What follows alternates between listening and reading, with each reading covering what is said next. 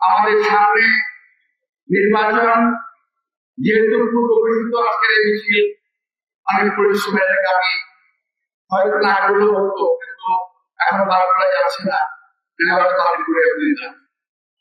তো দেশের বেগম খেলায় অসুস্থ করতে আসেন, উনি যেই কারণে অসুস্থ হলেন, যারা তাকে অসুস্থ করলেন, আমি বরং তাদের বর্ণমালা লাগাতে তাদের বিষয়টা।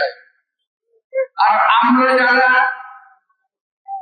শহীদ রাষ্ট্রপতি জিয়া রহমান, দেশ বিরোধী বেগম খালেদা জিয়া এবং বিএনপির সৈনিকেরা জীবিত থাকবো, ইনশাআল্লাহ তাহলে এই বিচার কাজ আমরা করেই যাব।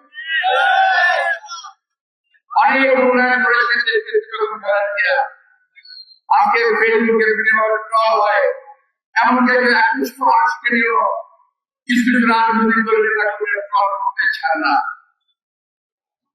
আমি অত্যন্ত বলতে চাই, আপনারা যে কাজগুলো করছেন দয়া করে কাজগুলো করবেন না। আপনারা আজকে মানুষের ঘরে ঘরে মহিলাদের পাঠাচ্ছেন, বিভ্রান্ত করছেন।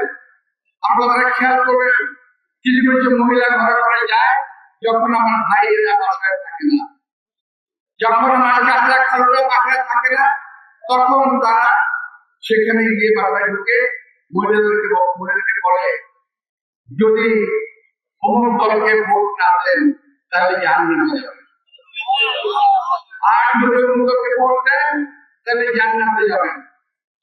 মহিলা ভয় পেয়ে যায়, আমাদের মা বোনেরা ভয় পেয়ে যায়, তখন তারা কথা বলে ফেলে, তখন কথা দিলেন কিন্তু কোরআন শিখিয়ে কথা বলছেন, এইভাবে বিভ্রান্ত করছে, ধর্ম নিয়ে বিভিন্ন কথাবার্তা বলছে।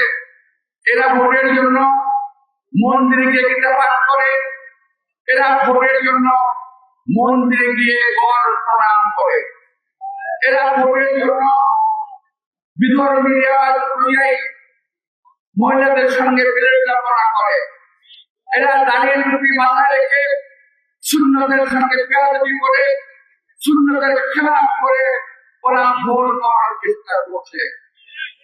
আমার ভাইয়েরা আপনাকে জানেন না, এরা কাপুরিবাদে বিশ্বাস করে, এরা মৌলবাদে বিশ্বাস করে। আর মৌলবাদের আকিদা ছিল, তারা বলতো ধর্মকে বিক্রি করে, ধর্মকে বিকৃত করে একটি ভোটের জন্য, ক্ষমতায় যাওয়ার জন্য এই দেশে নিরীহ ধর্মপ্রাণ মানুষকে কিভাবে বিভ্রান্ত করছে। তাই আসল দীর্ঘ 17 বছর আমরা আন্দোলন করেছি।